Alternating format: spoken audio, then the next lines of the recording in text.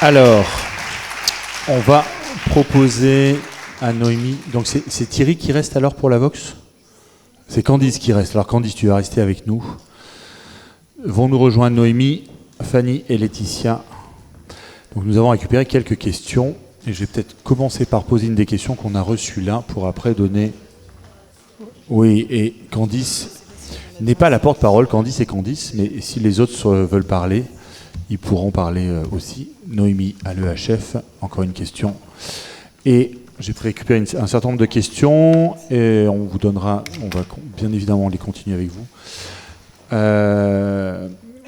Pas mal de questions sur comment faire, on va y venir, mais je vais rebondir sur la question qui était là. Alors il nous manque Fanny. Ah oui, non, elle est là, Fanny. Ah oui. Elle reconnaît que son ordinateur, parce qu'elle a encore elle a trouvé de nouveaux catalogues de jouets. Peut-être rebondir, je ne sais pas qui veut la reprendre, mais sur la question, sur ce qu'évoquait là tout à l'heure Clémentine, comment lutter contre les stéréotypes de genre quand nos enfants passent plus de temps à l'école qu'avec nous ? Qui a envie de reprendre ça ? Noémie, Laetitia, peut-être ? Ce que je peux dire, c'est que la prise de conscience de commencer à travailler sur les stéréotypes, dans le primaire, par exemple, commence à bien s'ancrer. C'est-à-dire qu'il y a quelques années, nous, on voulait travailler avec le primaire, et je pense que nous, comme association, mais comme d'autres... Un garçon en porte-jartel, alors c'est ça. Merci Fanny pour l'inversion. Elle a piraté complètement la table ronde, hein, c'est ça. Non, juste pour dire qu'effectivement... Pourquoi il est comme ça en plus, comme ça, il peut pas avoir un peu de ventre et tout, ce serait pas... c'est Lara Croft, ouais, ça fait en homme. C'est ça, c'est Mr. Croft. Mr. Croft. Donc je disais, oui, sur le primaire, je crois que enseignants, établissements travaillent de plus en plus tôt. Même la question des maternelles était même posée, de comment de créer des outils. Donc je pense que c'est vraiment en marche. Quand je disais que nous on avait commencé sur le collège, parce que c'était là où ça posait le plus de problèmes, là on est vraiment passé, je trouve, à la prévention, c'est-à-dire vraiment... après c'est l'école, c'est pas les parents, hein, parce que les fédérations de parents d'élèves sont aussi à toucher, je pense, etc., etc. Noémie. Du coup, sur qu'est-ce que peuvent faire les parents, je pense déjà que même s'il y a une question de temps, effectivement, les enfants passent plus de temps à l'école, mais il ne faut pas non plus croire que les parents n'ont pas d'impact. Enfin, c'est quand même l'instance de socialisation qui arrive le plus tôt. Quand je vous dis qu'à 2 ans, les stéréotypes ils sont créés, après c'est que du renforcement éventuellement de la déconstruction, mais voilà. Donc il ne faut pas du tout minimiser l'impact. Et après, je pense qu'en tant que parent, c'est d'accompagner l'enfant et de lui faire parler de ces stéréotypes. De lui faire exprimer ses stéréotypes. Par exemple, lui faire dessiner, lui dire dessiner une fille, dessiner un garçon, lui faire exprimer les stéréotypes pour pouvoir les questionner. Enfin voilà, il ne faut pas avoir peur de renforcer les stéréotypes en disant fille, garçon, parce que de toute façon, c'est des catégories qu'ils connaissent à ce stade. Et donc, du coup, il faut les questionner et du coup, les questionner après sur mais pourquoi tu penses ça, d'où ça vient, qui t'a dit ça, etc. pour déconstruire avec eux. On va revenir sur comment faire. Clémentine, peut-être oui. Tu te lèves, Clémentine. Comme ça, on te voit et tu... Hop. Ça marche. Juste pour répondre du coup, parce que moi maintenant je suis passée du coup sur des collèges et des écoles primaires et du coup je fais des interventions à la demande des enseignants sur différents thèmes qui concernent la santé, mais je fais aussi sur les stéréotypes de genre et ça fonctionne assez facilement et assez bien. J'ai des petits outils mais qui sont, que j'ai construits, mais ne serait-ce faire 2 colonnes au tableau, les filles et les garçons, et dites-moi tout ce que vous pensez des filles, tout ce que font les filles, tout ce qu'aiment les filles. Et effectivement, on se rend compte que j'ai fait ça dès le CM1, je crois. Et les enseignants étaient assez étonnés de voir que les stéréotypes étaient déjà bien ancrés en CM1. Et après, du coup, voilà, c'est assez facile à faire de reprendre, par exemple, les filles jouent à la poupée. Est-ce que tout le monde est d'accord ? Et on en parle. Et, voilà. Donc c'est assez facile à faire dès le primaire. Il y a un truc qui marche bien aussi, c'est étudier les histoires. Parce que du coup, rien que leur dire, citez-moi 3 héros et 3 héroïnes avec leurs caractéristiques, et sans, enfin voilà, on ne se loupe pas.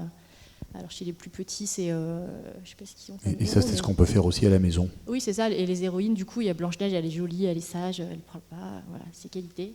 Et après, chez les plus grands, il y a ici, par exemple, facilement Harry Potter, mais Hermione jamais. Du coup, ça, c'est facile à. Mais alors là-dedans, est-ce qu'il y a, pour vous les unes et les autres, là, ah oui, c'est bien de se rassurer, non, mais c'est très bien. Est-ce qu'il y a de la formation pour les parents ou les adultes? C'est-à-dire que d'un coup, il y a quelque chose, tu disais, Laetitia, il y a autant d'écrans, les écrans, les adultes, on regarde nous adultes autant les écrans que les enfants, d'une certaine manière, ou beaucoup. Comment est-ce qu'on appréhende ça? Et est-ce qu'il y a des choses qui nous accompagnent, indépendamment des formations de profs qu'on peut avoir ou autres, qui existeraient là-dedans? Noémie. Il y a très peu de choses qui existent. Moi, c'est un peu ce que je suis en train de monter à Grandir Ego, de toucher les professionnels et aussi les parents. Il faut quand même noter qu'il y a un livre qui est sorti très récemment qui s'appelle « Tu seras un homme féministe, mon fils » et qui justement aborde ces questions-là de comment les parents peuvent déconstruire les stéréotypes dans l'éducation. Alors là-dedans, il y avait une question en rebond. Tu voulais dire quelque chose, Fanny? Oui, vas-y. Alors, au niveau des personnes qui ne sont pas enseignantes, je ne sais pas, je pense comme mes collègues, mais au niveau des enseignements, en principe, les professeurs maintenant des écoles et des collèges-lycées sont, on essaye, formés à ces questions-là. Alors, c'est très inégal, ça dépend des académies, ça dépend, mais par exemple, moi je m'occupe beaucoup des professeurs des écoles et à peu près un tiers d'entre eux, parce qu'on n'a pas les moyens de toucher tout le monde, ont une formation spéciale sur les supports que regardent les enfants, sur ce qu'on peut faire avec, sur comment, parce qu'il y a des lois, je veux dire, il y a des règlements, l'éducation nationale a pensé à cette question dans le socle commun, dans les programmes, et donc on leur donne des pistes, des idées, des contenus pour qu'ils puissent aborder cette question sereinement dans leur classe. On intervient aussi, puisque donc, je suis à l'ESP de Lyon, on intervient également sur les professeurs des collèges et lycées, notamment de toutes disciplines, lycées professionnels et lycées généraux et technologiques, ou polyvalents, et lycées généraux classiques. Donc on intervient dans toutes les disciplines. Donc il y a des formations, mais voilà, c'est toujours très difficile de toucher tout le monde. Candice, qu'est-ce qu'on raconte à ses parents? Est-ce qu'on cherche à travailler ça aussi en famille? Mes parents m'ont pas spécialement ils ont toujours m'ont éduqué dans le respect, mais c'est moi après toute seule, surtout grâce à la Vox, que j'ai vraiment ouvert les yeux sur plein de choses. Ou même au lycée, quand j'étais en seconde, j'ai suivi des cours d'ASES et on a étudié donc les catalogues de jouets et ça m'a vraiment interpellée, alors qu'avant je n'y prêtais pas du tout attention. Et même depuis que je suis à la Vox, donc ça m'a vraiment ouvert les yeux et ça n'a pas été fait à la maison, ça a été fait quand même dans un cadre scolaire. C'est resté.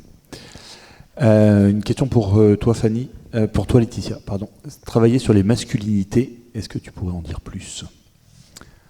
Alors, travailler sur les masculinités, comme je disais, finalement, si on travaille sur le genre, on travaille sur les masculinités, sauf que les masculinités... Tu en dis 2 mots sur les masculinités? Alors, masculinité, d'accord. Masculinité,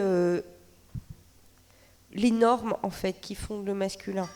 Masculinité, il y a plusieurs types de masculinité. C'est des choses qui sont arrivées un peu tardivement, je dirais, en France. Enfin, je parle sous le contrôle des collègues chercheuses aussi, mais avec une classification de masculinité, type masculinité hégémonique, et voilà, comment les individus se situent par rapport à cette masculinité hégémonique. Ce que je veux dire, je donne juste un petit exemple pour que ce soit parlant. Quand on prend la publicité, par exemple, la première publicité dont je vous parlais, ça permet de travailler la question du père, la représentation des pères dans la publicité. C'est pas un angle qui est forcément très exploré. Éric Massé, un sociologue, a beaucoup travaillé là-dessus et a montré qu'il y avait des scénarios qui étaient très enfermants dans la représentation des pères. 3 scénarios récurrents qui enferment les pères, soit dans l'incompétence, en tout cas comme des personnes disqualifiées pour la parentalité. Ça, c'est travailler les masculinités pour moi, par exemple. Il y a aussi, donc ça a été dans les livrets, il y a une question qui arrive. Noémie répond, puis je vais vous donner la parole. Il y a des petites références qui ont été aussi mises dans les livrets, entre autres le magnifique podcast qui s'appelle Les couilles sur la table, qui vient beaucoup traiter ces questions-là. Noémie, peut-être une réponse, puis après on va prendre la question dans la salle. Noémie donne le micro. Juste pour dire que quand on parle des masculinités, c'est justement une façon de casser la boîte. La masculinité, c'est ça, et d'inventer d'autres récits. Et justement, quand on pense au continent, d'inventer d'autres pays dans le continent de la masculinité, de redéfinir ce que c'est d'être un homme. Bien évidemment, si vous avez envie de témoigner de vos expériences, faites-le. Hein. J'avais envie de réagir par rapport à Alors, est-ce que vous pouvez juste vous présenter en 2 mots? Oui, je m'appelle Brigitte Le Gall-Robinet. Je suis féministe depuis les années 1965. Donc j'ai un long passé de combats féministes derrière moi, mais qui sont toujours actuels. Et donc, en vous entendant parler, je me rappelais des 8 mars où on affichait comme slogan « Pub, armée, école, appel au viol » par rapport à ces références de masculinité et de féminité. Et puis en entendant tout à l'heure le groupe là, de la Vox Égalité, ça m'a rappelé aussi les débuts de nos combats féministes, les groupes de parole où au début il n'y avait que des femmes. Et après, les seuls hommes qui étaient intéressés pour nous rejoindre, c'était nos amis homosexuels. On ne disait pas encore gays, je crois, à l'époque. Et comment ça s'est fait petit à petit. Et donc, c'est intéressant de voir que ça se reproduit un peu 40 ans après. Et j'ai pensé aussi que dans nos groupes de parole, et par exemple, on étudiait les manuels scolaires avec le fait qu'on présentait les femmes, ils étaient infirmières, ils étaient, je sais pas quoi, c'était quoi leur rôle, infirmière, institutrice, les hommes, ils étaient médecins, ils étaient, voilà. Et aussi les bouquins d'histoire où on présentait l'histoire, les héros, c'était évidemment les généraux, enfin bon, il y avait des études qu'on a faites. Et on s'est intéressé aussi aux jouets. C'était l'époque où on avait créé la librairie des femmes avec les bouquins comme Rose Bonbonne, je ne sais pas si vous les avez lus, ou les Bonobos, etc.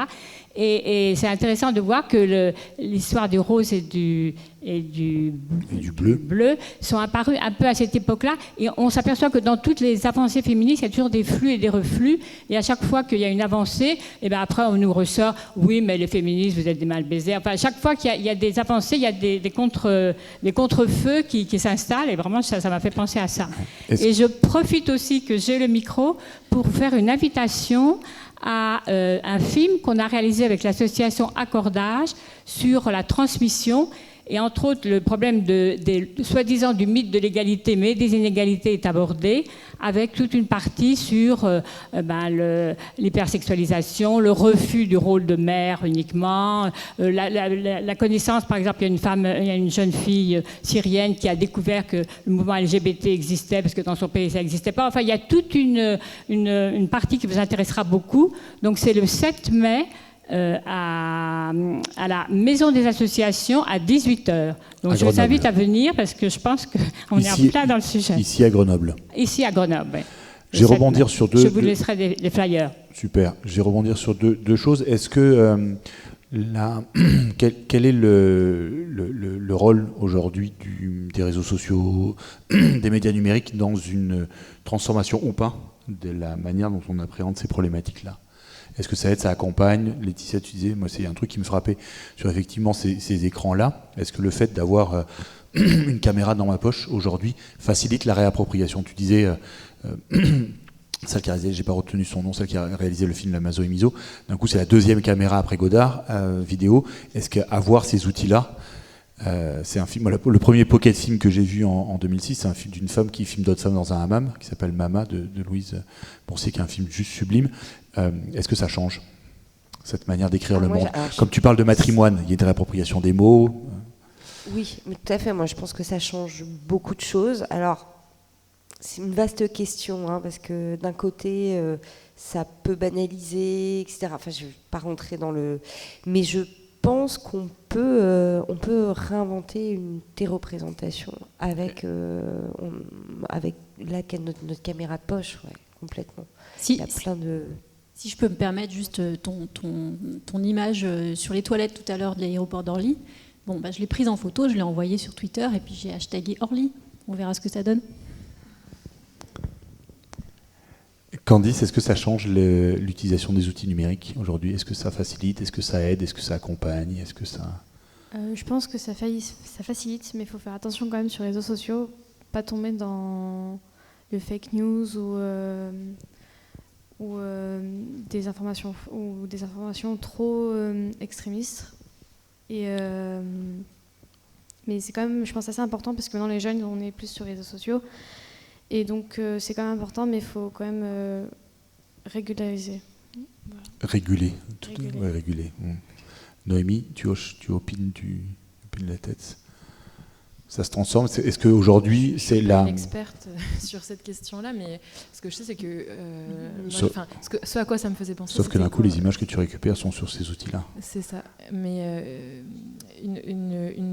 j'avais fait une intervention dans un collège et je commençais à leur parler de consentement. Et là, il y a une élève qui me dit « Ah oui, j'ai vu une vidéo sur ça, sur les réseaux sociaux, je ne sais plus lequel. » Et c'est là que je me suis dit il y a plein de choses très problématiques sur les réseaux sociaux en termes de sexisme. Et en même temps, ça peut aussi être une porte, une ouverture vers d'autres supports. Et voilà, je pense qu'il ne faut pas diaboliser ni... Parce que d'un coup, il y a quand même quelque chose sur ces outils-là qui renvoient un peu au do-it-yourself, cette manière de faire aussi les choses soi-même. Quand tu disais, Fanny, garder les catalogues de jouets pour refaire d'autres catalogues de jouets, il y a aussi cette idée de l'appropriation par l'action, dans le comment faire. Concernant les réseaux sociaux, il y a aussi une fonction qui peut être très intéressante, qui est une sorte de veille informationnelle.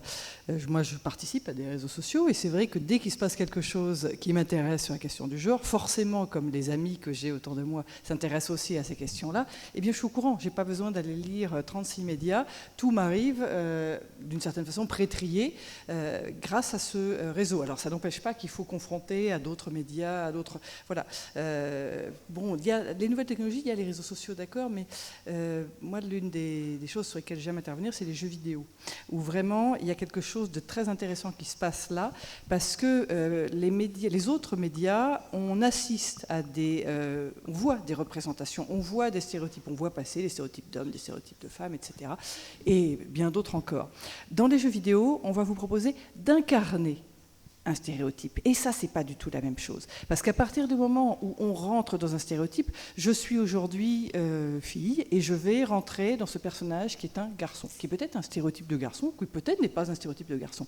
Demain, j'aurais envie de rentrer dans la peau d'un monstre, ou d'une voiture, ou d'une femme stéréotypée, ou d'une femme moins stéréotypée, ou d'une femme stéréotypée différemment.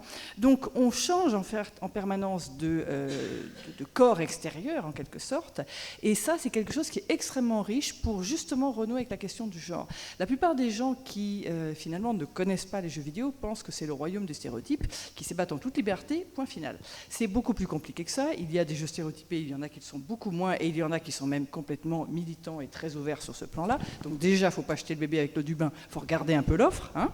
Et ensuite, je pense que ça peut être un excellent outil pour justement déconstruire de façon active les stéréotypes. Vous faites incarner dans une classe, par exemple, vous mettez un garçon dans la peau d'une femme stéréotypée, vous laissez un peu infuser, et tu en penses quoi? C'est pas du tout la même chose de voir un stéréotype que d'être dans un stéréotype. Surtout qu'on veut jouer, et à partir du moment où on veut jouer, on doit vouloir gagner. Et si on veut gagner, eh bien, il faut apprendre à savoir manœuvrer son personnage, à trouver les avantages de ce personnage, à savoir jouer avec ses, entre guillemets, faiblesses et avantages. Pareil pour les personnages masculins. Donc là, on n'est pas tout à fait sur les réseaux sociaux, mais on est dans les nouvelles technologies et elles ont des gros avantages. Et elles se diffusent énormément sur ces réseaux-là. Une question devant et une question là-bas aussi, au fond. C'était pas vraiment une question, en fait, je voulais juste intervenir. Une intervention, pardon. Voilà, par rapport aux réseaux sociaux. Sur Instagram notamment, en fait, il se passe quelque chose en ce moment d'assez énorme. C'est un réseau qui permet de beaucoup libérer la parole, entre autres, hein, il se passe plein d'autres choses. Mais par exemple, il y a des mouvements, des comptes qui se créent, qui permettent de parler des tabous, des règles, des différentes sexualités, du genre, de toutes ces choses-là. Et il se passe vraiment énormément de choses. Il y a des comptes qui s'appellent 28 jours, Clit Révolution, enfin plein de choses. Et je vous invite vraiment à aller voir, parce que c'est très intéressant. Et il se passe en même temps, en parallèle, que certains de ces comptes se font censurer, ils n'ont plus le droit de publier la plupart du temps. Et voilà, c'est quelque chose qui est en cours et c'est intéressant d'être au courant de ça, justement. Alors, on était, il y a un mois, à une rencontre passeur d'images à Clermont-Ferrand, sur laquelle il témoignait Chérine Deraz de l'association Les Internets, qui fait tout un travail auprès de YouTube pour remonétiser un certain nombre de vidéos qui sont démonétisées. Une autre manière de faire de la censure aussi sur ces outils-là à suivre. Question tout au fond ou intervention? Oui, intervention. C'était pour aller dans ce sens-là. Effectivement, ça existait avant Instagram. Il y a eu À l'époque, déjà, il y avait un truc qui s'appelait le Vulva Project, par exemple, pour me présenter des photographies d'énormément de sexes féminins pour montrer qu'ils étaient tous différents, etc., pour arrêter les complexes. Et notamment tout un ensemble de chirurgies esthétiques des parties génitales chez les femmes. Mais l'intervention sur laquelle j'ai juste dans le même sens, c'est plus ancien qu'Instagram. Ce que je voulais raconter, c'était sur Wikimedia, notamment. Il y a eu des études qui ont été faites qui sont assez intéressantes sur la fréquence des articles sur les scientifiques femmes ou sur les dirigeantes femmes, etc., et la qualité des articles. Et en fait, je continue sur le numérique au-delà des réseaux sociaux. En fait, ce que l'étude a montré extrêmement simplement, c'est que les articles sont sous-dotés, il y a très peu d'informations, les informations sont très incomplètes, et il y a beaucoup de femmes qui sont très importantes pour l'histoire des sciences, de la technique, etc., qui ne sont même pas, qui n'existent, dont la page n'existe même pas. Et en fait, il y a tout un groupe qui s'est monté au sein des gens qui contribuent à Wikipédia. Pour rappel, tout le monde peut contribuer à Wikipédia, donc il n'y a besoin d'appartenir à quelconque groupe que ce soit, mais qui s'est monté pour faire en sorte que ces pages soient créées en disant il manque du contenu là, venez le mettre, répertorier l'ensemble des femmes qui devraient être sur ces pages-là et qui ne le sont pas, etc. Et en fait, c'est aussi une manière de faire exister toute une histoire des femmes et des femmes importantes et de leur redonner une place que cette encyclopédie soi-disant neutre aujourd'hui ne met pas assez en avant parce que elle reflète aussi les stéréotypes préexistants qui font qu'on a mis en avant les hommes politiques, les hommes scientifiques, etc. etc. Merci beaucoup. Une dernière parole pour vous quatre. Il y avait encore une intervention ? Ah oui, encore une question ou une intervention. Pardon. Anne Vontelet, enseignante en CM2 à Grenoble. Je me pose la question quand même de savoir si on n'oublie pas une partie importante du problème. Les catalogues de jouets, j'ai trouvé ça extrêmement intéressant. Tout ça, j'ai trouvé vraiment beaucoup de choses intéressantes.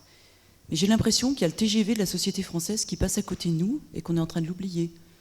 C'est le TGV où il y a l'inégalité salariale, où il y a les violences conjugales qui ne sont absolument pas gérées, où il y a les pensions alimentaires qui ne sont pas payées. Donc je me demande si on peut éduquer à l'égalité homme-femme sans faire fi de ces questions-là. En faisant fi de ces questions-là. En faisant fi, oui, pardon. De ces questions. C'est-à-dire la relation à la justice. Qu'est-ce qui fait qu'à un moment donné, il y a des droits qui sont exercés, c'est ça ? Je ne sais pas, je pense que c'est une dimension du problème quand même. Il me semble qu'il y a quand même quelque chose à côté de nous qui se passe ou des choses qui ne se règlent pas. Ça revient à une question alors qui était anecdotique, mais pas si anecdotique que ça, c'est comment est-ce qu'on agit quand, à un moment donné, le picto sur les toilettes à Orly, ou comment est-ce qu'on va porter plainte, c'est-à-dire comment on va chercher la justice à ces éléments-là. Qu'est-ce qui fait qu'à un moment donné, il y a ce lien-là ? Tu disais tout à l'heure, Laetitia, on est passé dans des logiques de prévention plus qu'aujourd'hui de combat. Quelle est la relation qu'on peut avoir avec cette manière de faire exercer les droits et pas simplement de sensibiliser autour de ces questions-là, si je reformule ? Justement, je dirais c'est complètement relié. Vous distinguez, mais en réalité, on parle bien d'égalité réelle et c'est pour ça qu'on s'intéresse aux stéréotypes. C'est-à-dire que quand je disais, quand on a retrouvé des films des années 70, 80 et même 90 sur l'égalité professionnelle et que dans les années 2000, c'était la même chose, évidemment, on n'en était plus au salaire féminin, etc., mais c'est que justement, il faut s'attaquer à autre chose. L'égalité en droit, on sait qu'on l'a sur le papier, mais l'égalité réelle, non. Donc c'est quoi qui bloque ? Et comment on fait pour créer une société égalitaire autrement ? Donc c'est complètement relié à ce que disait... la menace du stéréotype, ça crée des inégalités, ça crée des discriminations, etc. etc. Donc discrimination à l'embauche, au salaire, etc., les retraites... On est complètement dans le sujet. Voyez. Noémie. En fait, pour moi, c'est juste que tout ce que vous décrivez, on peut avoir une action militante contre ça, mais l'éducation, ce qu'elle peut par rapport à tous les problèmes que vous dites, c'est agir en amont pour casser les stéréotypes qui amènent à ces situations que vous décrivez. Parce que pourquoi les femmes sont moins payées, c'est parce qu'il y a des stéréotypes sur leur capacité, sur leur travail, que leur travail a moins de valeur, ou elles travaillent gratuitement comme on l'a vu sur la cuisine. Pourquoi il y a des violences ? Parce qu'il y a des stéréotypes hyper présent sur les hommes doivent être dominants, forts, s'exprimer par la violence, etc. C'est ça qui amène... je veux dire, dans l'éducation, on a déjà énormément de choses à faire, ce qui n'exclut pas de faire à côté, de travailler à côté sur d'autres choses. Hein. Mais dans l'éducation, déjà travailler sur les masculinités, sur le consentement, la violence, etc. Il y a des toutes petites choses. Quand on rigole d'un garçon qui soulève une jupe d'une fille dans la cour de récré, tous ces petits trucs-là, ça amène aux violences qu'on connaît après. C'est juste dans la continuité, quoi. C'est s'attaquer aujourd'hui à ce que seront les générations d'adultes demain. Si je peux préciser sur les violences conjugales en particulier, il y a un atelier cet après-midi animé par l'association Fil Action qui va justement être sur la question des violences sexistes en général. Donc évidemment, les violences conjugales peuvent faire partie, il reste des places. Tu gardes le micro peut-être. Ce que je voulais dire, c'est que, juste pour conclure, je suis assez d'accord avec votre réponse, c'est qu'il y a un signe très fort, moi, dans ma classe, c'est qu'il y a des jeunes filles du GF38 qui font un cycle foot avec mes élèves. Et ça, là, il n'y a pas photo, il n'y a pas de réseaux sociaux, mais ça parle. Merci beaucoup pour votre témoignage. Peut-être, Noémie, il est 12h35. Tu m'as demandé qu'on arrête à 12h30. Hein, c'est ça, mais il y a une dernière question qui désespère. Ça, c'est sûr. De toute façon, la question, on les aura jusqu'à 1h30. Mais... moi, c'est pas une question. Je voudrais juste ajouter par rapport à cette question. Je veux dire que même si, justement, je suis d'accord avec vous, l'éducation est très importante pour prévenir ça, ça n'empêche qu'on peut en parler avec les enfants. Il faut arrêter avec ce tabou qui est ridicule. Il faut plutôt commencer à en parler, commencer à dire il y a ça qui existe, il y a ces problèmes qui sont réels. Et il faut en parler, il faut les régler. Moi, par exemple, j'ai été éduquée par une mère qui voulait justement qu'on soit égaux entre mon frère et moi. Elle m'a obligée à faire des arts martiaux pour apprendre à me protéger. Et c'est vrai que ça a été important pour moi. Il faut en parler. Voilà. Merci beaucoup. Noémie, pour la suite... Bon, je vous remercie. Sauf si j'ai 2 minutes, comme ça on peut faire un petit mot de conclusion à chacune. Allez, on fait un mot de conclusion, mais alors vraiment 2 minutes. Hein. Non, mais 2 genre minutes, un mot-clé hashtag. Tu vois un hashtag pour eux. Est-ce que, parce qu'il y avait une question qui était de dire pourquoi toujours une journée comme le 8 mars, est-ce que ça peut pas être un travail permanent? Qu'est-ce qui vous donne de l'énergie les unes et les autres pour faire ça au quotidien? Moi, ce qui me donne l'énergie, c'est mes étudiantes et mes étudiants. Quand je vois qu'ils sont de plus en plus à s'intéresser à ces questions, à être demandeurs et demandeuses d'idées pour faire ça, et quand je vois que ça bouge, et quand j'entends dans des classes des choses quand je n'entends plus, en fait, dans des classes certaines choses, ou quand j'entends quelque chose qui est repris immédiatement, soit par l'enseignante, soit mieux, par un autre enfant. Et ça, je peux vous assurer que ça fait plaisir. Merci Fanny. Noémie, qu'est-ce qui te donne l'énergie? Je pense que c'est pareil. Hein. Je pense que ce qui donne de l'énergie, c'est quand on voit qu'il y a quand même des choses qui changent et qu'il y a quand même qu'on n'est pas seul dans le combat. Et je pense que c'est un des grands atouts de la journée du 8 mars ou des journées comme aujourd'hui, c'est de voir qu'on n'est pas seul et que partout, il y a des gens qui agissent aussi pour ça. Oui, mais c'est pareil, c'est les enfants, c'est